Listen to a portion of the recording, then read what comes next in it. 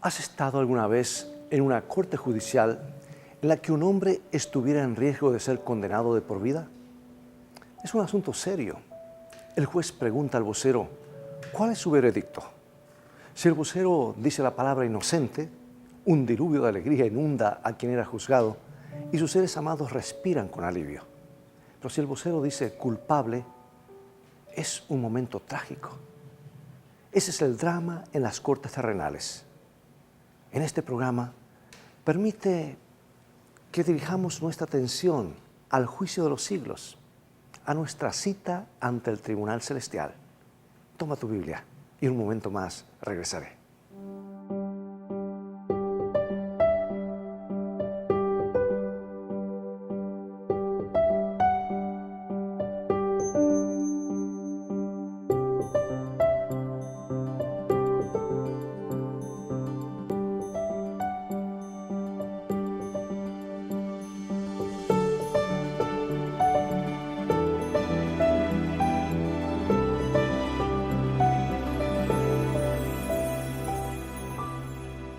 Hola, bienvenidos nuevamente a Fe para Hoy, el programa donde descubrimos verdades bíblicas para nuestros días. Y hablando de descubrir, ¿te gustaría saber más acerca de la Biblia? Pensando en ti es que hemos preparado la guía de estudio Verdades para el Tiempo del Fin. Obtenerla es muy fácil, solo debes ingresar a nuestro sitio web estudielabiblia.com.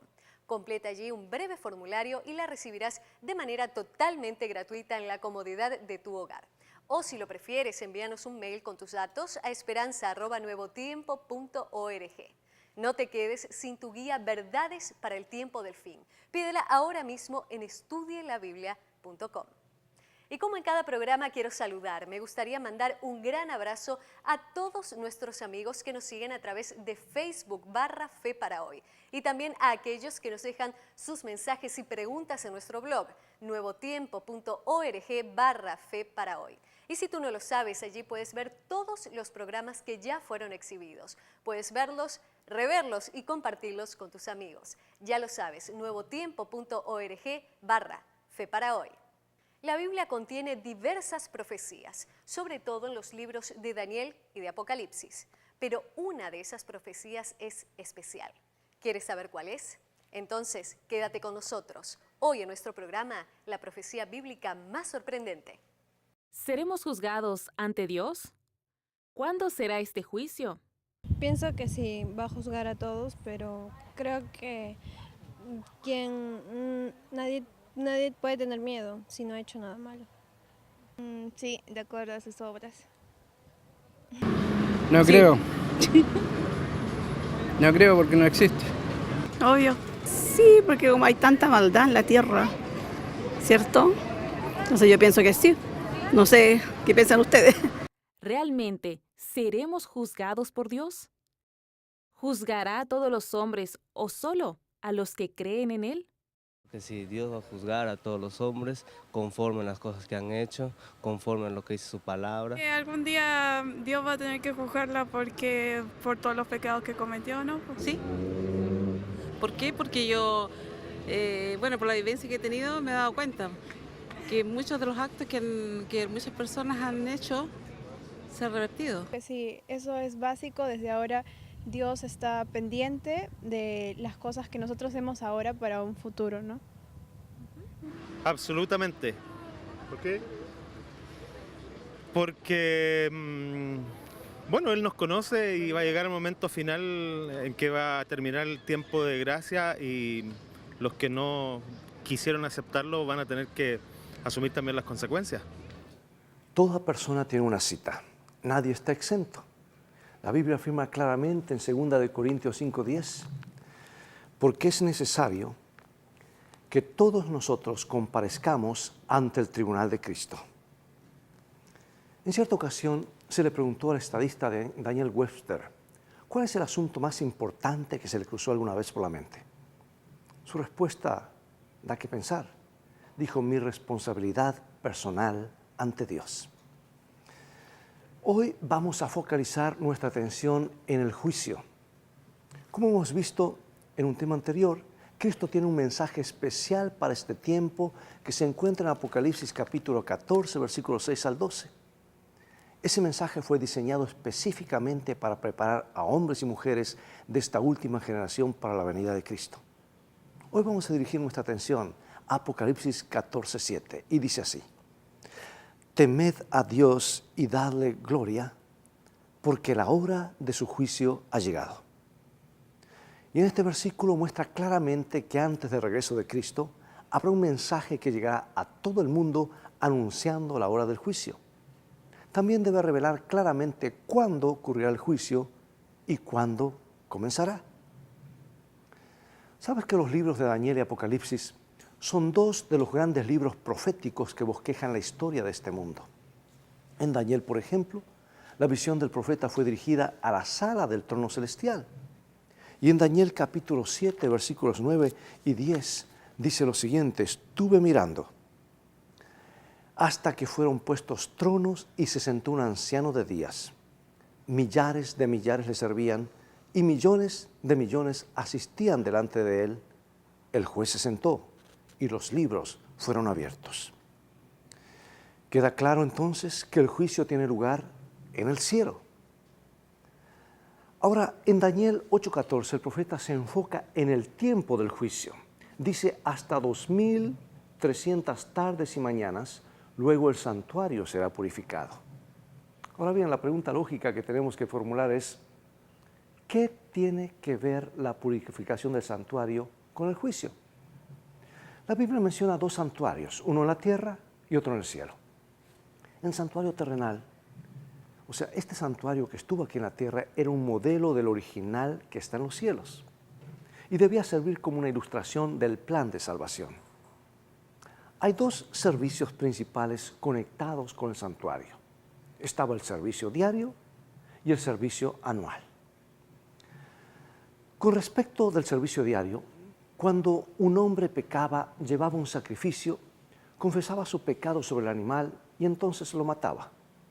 Un sacerdote tomaba la sangre en un recipiente, derramaba la mayoría en la base del altar de bronce y llevaba el resto al interior del santuario. Y de esta manera el pecado era transferido del pecador al sustituto y al santuario. El cordero que moría representaba a Cristo, por supuesto. En el servicio diario en el santuario terrenal, los pecados eran registrados simbólicamente. La sangre fluía el año entero, llevando el pecado al interior del santuario. Pero ahora tenemos también el servicio anual.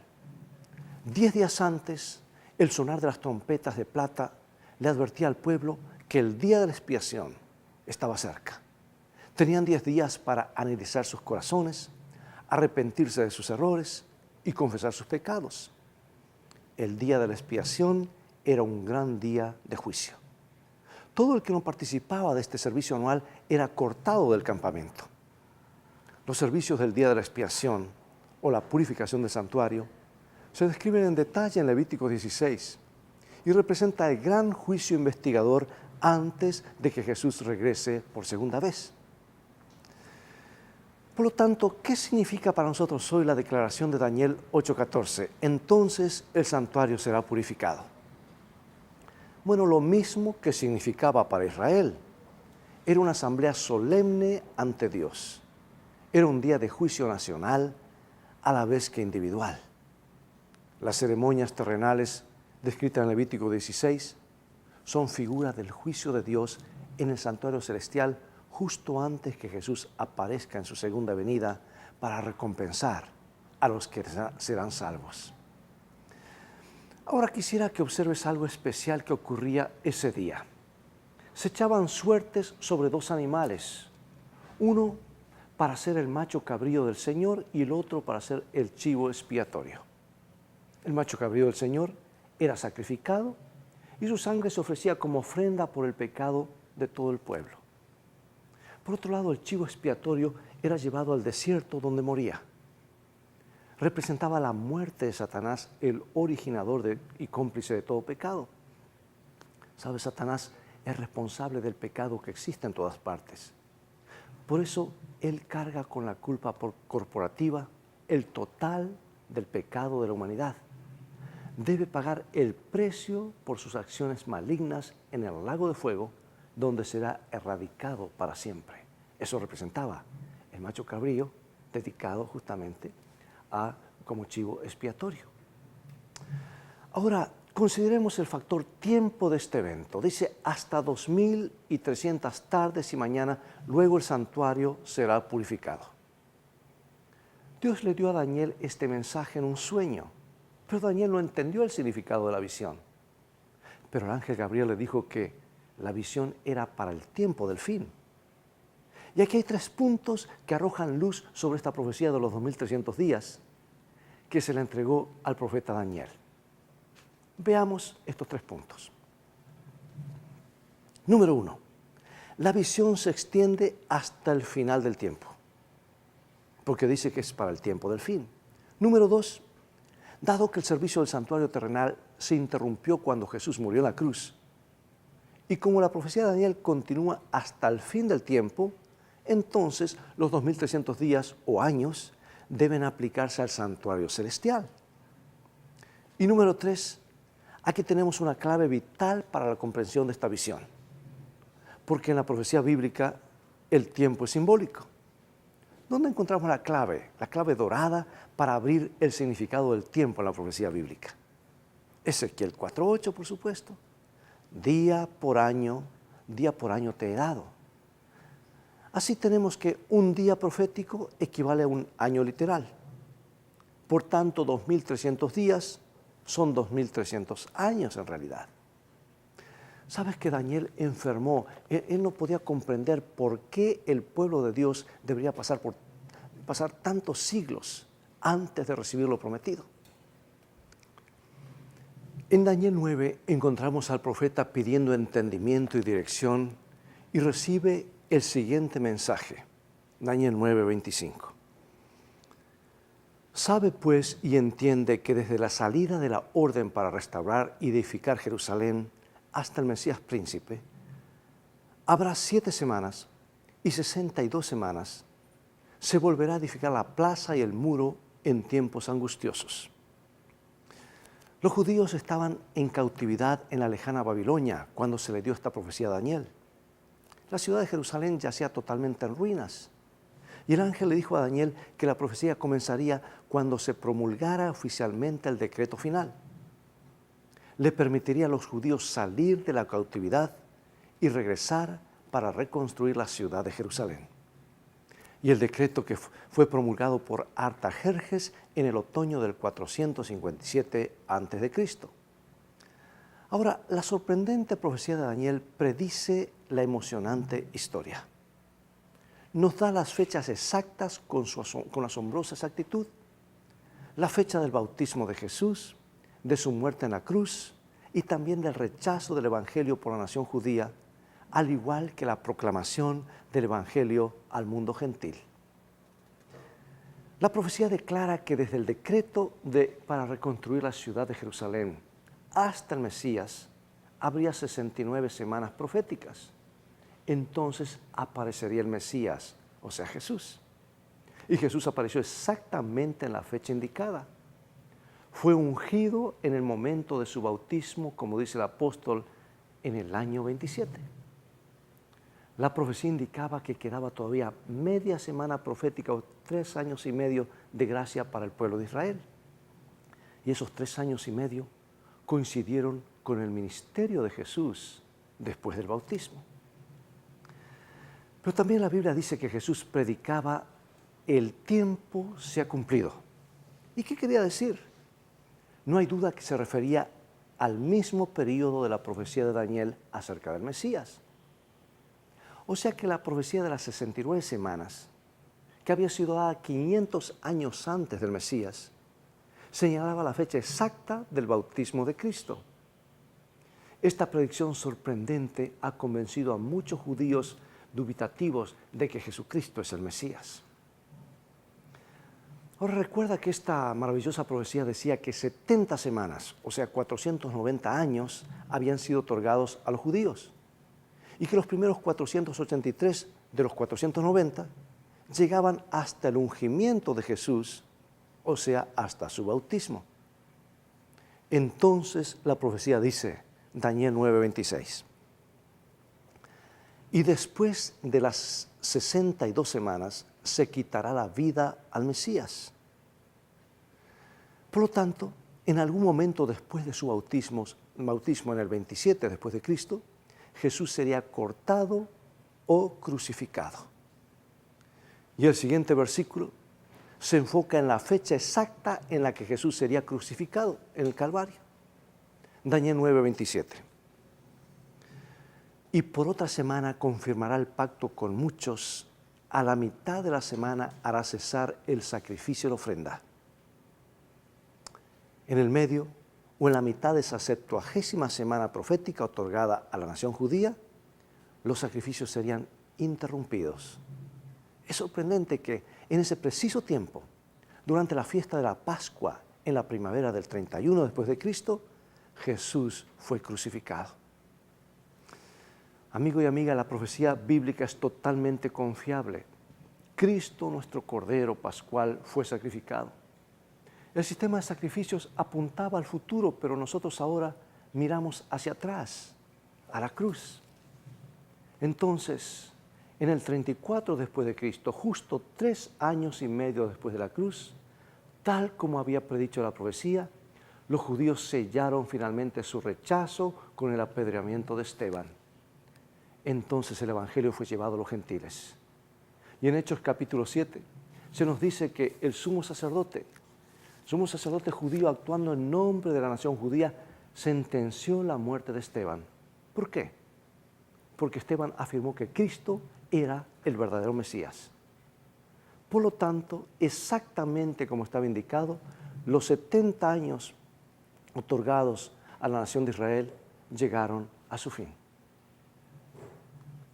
Querido amigo y amiga, con precisión absoluta, el profeta Daniel predijo con 490 años de anticipación el momento exacto del bautismo y la crucifixión de Cristo. Además del rechazo del Evangelio por parte de los judíos. Por lo tanto, la 70ª semana debe seguir cronológicamente a la semana 69. Cuando se ubica la semana 70, 70ª semana, en el fin del mundo, como intentan algunos hacerlo, se le quita a la iglesia cristiana esta gran profecía mesiánica, que es algo que ya pasó, ocurrió, no está en el futuro, porque Jesús murió, es un hecho histórico. Ahora, a ese periodo otorgado a los judíos de 69 semanas proféticas o 490 años, años literales, que terminó en el 34 después de Cristo, si le agregamos los 1810 años que le falta para completar los 2300 días proféticos o años literales, llegamos exactamente al otoño de 1844, cuando el santuario sería purificado. La obra de Cristo, mejor dicho, la obra de Jesús, la obra de juicio que él haría, comenzaba sobre cada habitante. Y es cuando Jesús entró al lugar santísimo a hacer una obra de tal magnitud como fue su muerte en la cruz. Ahora, atribuyendo sus méritos a pecadores arrepentidos, declarándolos libres de culpa en el juicio y herederos del reino de Dios. ¿Sabes que algo grande estaba ocurriendo en el cielo que afectaría a cada ser humano y el mundo debía saberlo? Y aquí viene algo glorioso. Justo antes que llegue esa fecha, 1844, Dios levanta un pueblo, su iglesia, de un chasco por estudiar las profecías de Daniel, en el momento profético, y les da un mensaje profético para todo el mundo.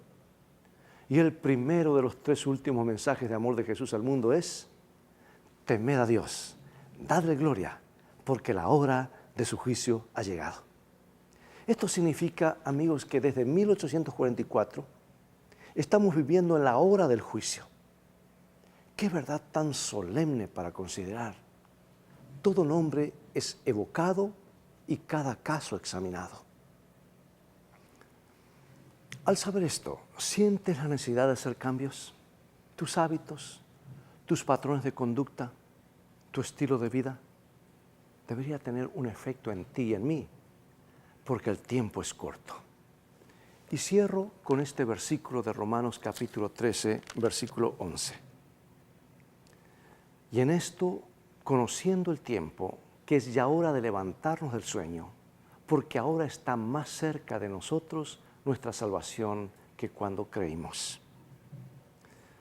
¿Quisieras tener a Jesús como tu Señor y Salvador en tu vida, para que también sea Él tu abogado en el juicio? Si es así, acompáñame en oración. Gracias, nuestro Padre, por revelarnos estos misterios. Vemos claramente que la hora del juicio ha llegado, pronto a terminar. Queremos no solamente anunciar este mensaje, sino queremos vivirlo, hacer de Jesús nuestro Señor y Salvador, para que Él sea nuestro abogado y pronto, cuando Él venga, se transforme en nuestro Rey por toda la eternidad. Es nuestra oración en el nombre de Jesús. Amén.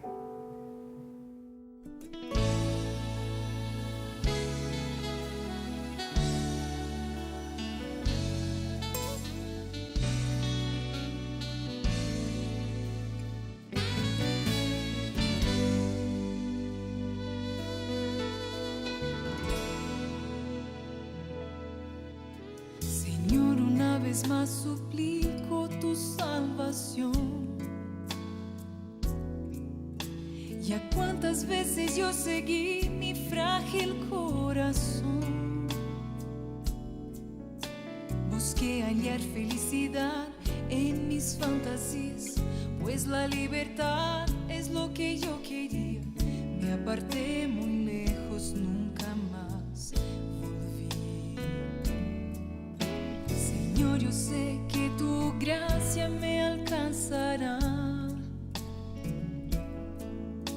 Traerá de vuelta la alegría que dejé volar.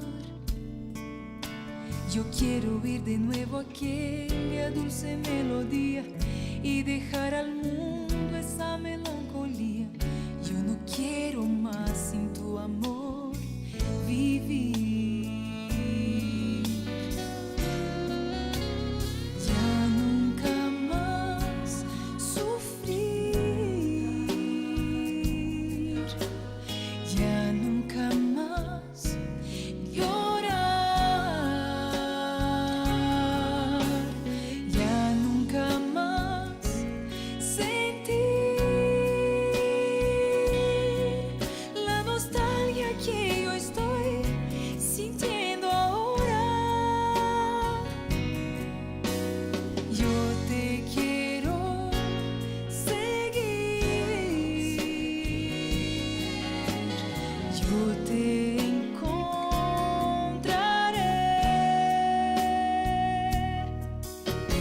Ven, dame tu perdón, que mi corazón será de ti.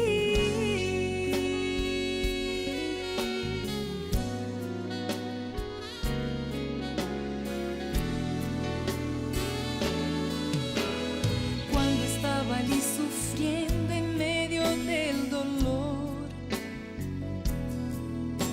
y tantas veces yo miré la luz de tu amor, mas cuando al ver la luz del mundo en colores lindos, escogí seguir caminos imprudentes que conducen hacia la perdición. Señor, yo sé que tu gracia me alcanzará. Traerá de vuelta la alegría que dejé volar. Yo quiero oír de nuevo aquella dulce melodía y dejar al mundo esa melancolía. Yo no quiero más sin tu amor vivir. Ya nunca más sufrir. Ya nunca más llorar. Ya nunca más sentir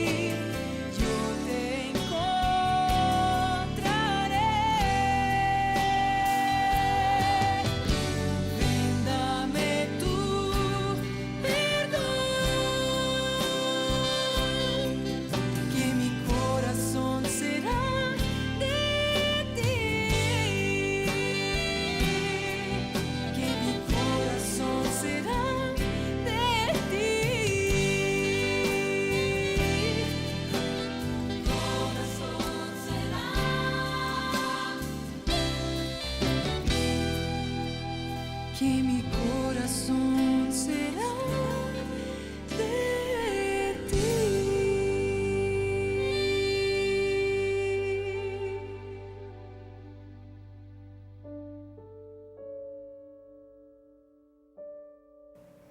Vivimos en un tiempo solemne.